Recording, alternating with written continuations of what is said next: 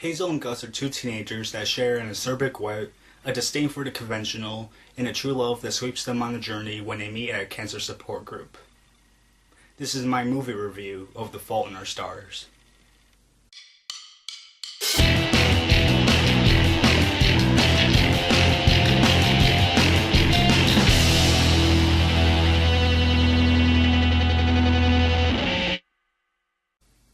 After I read the book, I knew I was going to see the movie adaptation of The Fault in Our Stars, and if you guys haven't seen my book review for The Fault in Our Stars, then you should know that I thought The Fault in Our Stars was a fantastic read. So after reading the book, I checked on the details of the movie to see who was starring in it, directing it, and writing it, and I was surprised to see that the people playing Hazel and Augustus were Shailene Woodley and Ansel Igor. I think that's how you say his name. Yeah, Ansel Igor.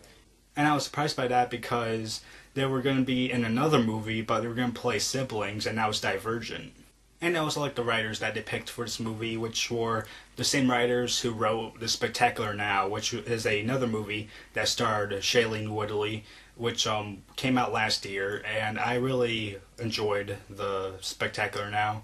Not only as a movie, but a book-to-movie adaptation, since that movie was based off a book as well. And I read that book, and I thought that they did a really good job with adapting the book into a movie. So I was excited to see what they would do for The Fault in Our Stars. As for the director was Josh Boone, and before this he did another movie which I've never heard of, and I can't remember the name of that movie off the top of my head, but it was just one movie before he did The Fault in Our Stars, so I was a little bit worried with the directing in this movie before going in to see it. But I have to tell you guys that after seeing The Fault in Our Stars with my dad, I believe that The Fault in Our Stars is a great movie. The good points. I think the best thing about this movie was the writing, because not only was it a good book-to-movie adaptation, but like the book, the writers for this movie made it very genuine. And by genuine, I mean they made it realistic. That's one of the things I liked about the book, was that the author, John Green, made a realistic tone for his book. And I thought the writers did a good job of adapting that realistic tone into this movie. The next good point is the acting from Shailene Woodley, who played Hazel, and Ansel Igor, who played Augustus. Overall, I thought that Shailene Woodley did a better job with her acting, but I thought that Ansel Igor was up there with her with his acting as well.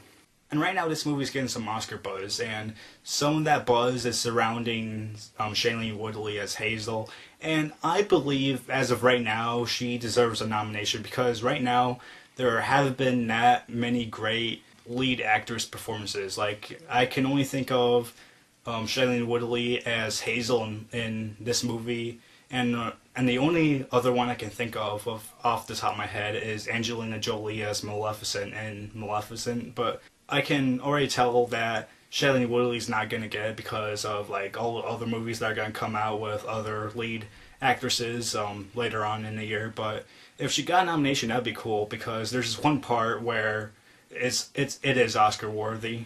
As for the rest of the cast, I thought the rest of the cast did a good job as well, especially Willem Dafoe, who played Peter Van Houten. But the last thing I'd say about Shailene Woodley and Ansel Igor was that I thought their chemistry together in this movie was good. Because if this was a real relationship in real life, then I would believe that these two people would fall for each other. I thought Josh Boone did a good job of capturing the romance, the drama, and the tension throughout the movie. And I thought that he did a good job of making some moments very emotional. For the most part, I thought that the editors did a good job of editing this movie. Because again, for the most part, I thought that the pacing was fast and swift. I believe I forgot to mention this in my book review for The Fault in Our Stars, but I thought the themes were good, and I thought it was really good that they used the same themes from the book. Another good thing about this movie is the narration by Shailene Woodley, because for the people that didn't read the book, they needed to know like what happened to Shailene Woodley's character Hazel and what was going on with other stuff. And I thought that they used this technique very well in the movie. The final good thing about this movie is the ending, because even though there's this moment that makes you sad and makes you a little bit depressed, the movie ends on a good note. And for a movie like this to end on a good note because of its subject material is good. The bad points. Unfortunately, there are two bad points that I was bothered by in this movie. And those bad points for me have to do with this one scene in the movie and this one section in the movie. And I can't go into these scenes without like really spoiling stuff, but all I can say is that the scene that I was bothered with, I thought could have been developed a little bit more to make a more emotional impact on the audience.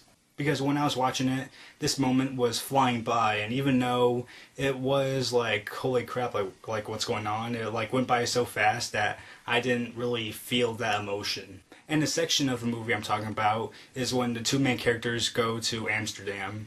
But I thought that the pacing during the section slowed down. And it didn't slow down to a grinding halt, but it slowed down to a moment where it fell off. And I think that has to do with the directing by Josh Boone in this section. And even though I thought that the Amsterdam section did have its high points, I thought that there were some moments where I thought it could have been a little bit more faster. But I'll explain myself more in the spoiler section of this review. So I saw this movie with my dad. My dad gives this movie a 3.25 out of 4 stars, while I give it a 3.5 out of 4 stars. Like I said, I thought it was a really good book to movie adaptation.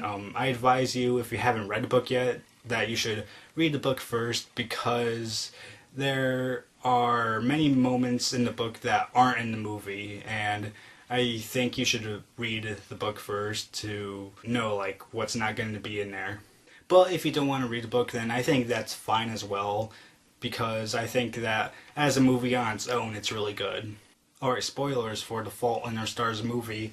If you haven't seen the movie yet, then I believe you should get out of here now, because I'm going to be spoiling it for you. Unless you're a reader of the book and you've already seen the movie, then you can stay and watch this spoiler section. But if you haven't seen the movie, then get out of here. If you haven't like read the book and you want to read the book and then see the movie, then get out of here. And if you haven't read the book and you still want to read the book, then get out of here. So the scene I was talking about in the bad points that I thought went by a little bit fast and I didn't get the emotion out of it was when Hazel's lungs were starting to fill with fluid and her parents had to take her to the hospital. And I thought that we should have seen that entire scene so that we could get like the full emotion out of it and be like, holy crap, like, man. But the thing is, I did have that emotion. The problem is, I had that emotion on like a smaller level. I think that if they had shown us the entire scene and shown us like really good acting in that entire scene, then I think that the scene would have been like really higher on my emotional level. And like I said in bad points, I thought the section that slowed down for me was when they went to Amsterdam, which is sort of weird because when I read the book, I thought the Amsterdam section was really interesting, but when I saw it on screen, I was getting a little bit bored, and it wasn't because of the writing, it was because of the directing by Josh Boone, like I said, and I thought that he directed it in a way where it just slowed the pacing down a little bit for me, and like I said, it wasn't to a grinding halt, but it was slow-paced enough where it was like, again, just a tiny bit boring, but I thought it did have its high points when they were at Peter Von Hooten's house, and when Gus was telling Hazel about like he's like starting to get the tumors back and that they're starting to grow again.